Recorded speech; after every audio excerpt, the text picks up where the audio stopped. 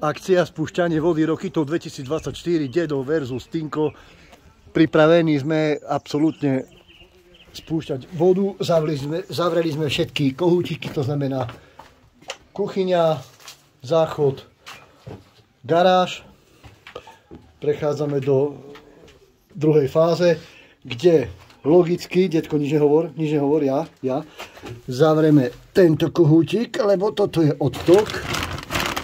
Musíme zavrieť spodný malý, lebo tam sa nám odzdušňovalo. Čiže malý spodný zavrieme. To je, čo sa týka systému, aby nám nevytiekol. Teraz, keď sa na to pozrieme, musíme sa pozrieť. Nehovor mi nič. Nie, kľud, dobre. Toto neviem, čo je, dedo. To, no, tak pekne si mi ukázal, ale logicky tento. No tam je tiež malý kohútik. Tu je tiež malý, to som nevedel. No jakže, však si ho... Aha, tu je bečar a ten je, si predstav, že ten je zavretý, dedo, ten sme asi ani nepovolovali. Ten je zavretý, detko. A to je... Ten nás, to je ktorý? To je ten, čo ide dozadu? Neviem, každopádne ten bol zavretý. Dúfam, že všetko bude v poriadku. Dobre. Tu je teplá voda, ktorá ide tu, ide tam a treba ho... Treba zatvoriť, pretože teplá voda ide vrchom, nie spodom. Aha, čiže toto zatvárame tým pádom.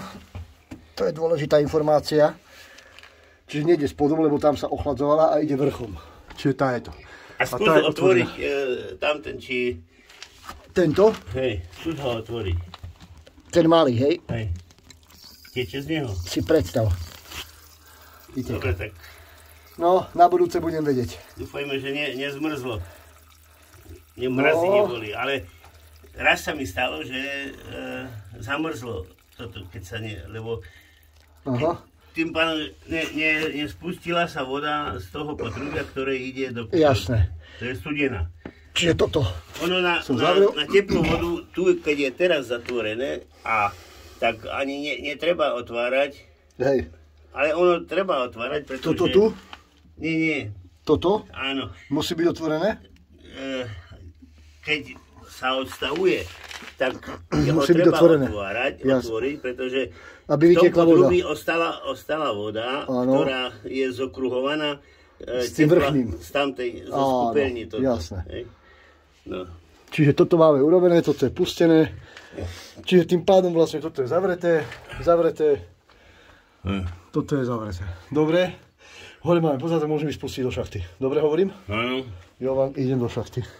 Vypínam naučné video, púšťame vodu zo šachty.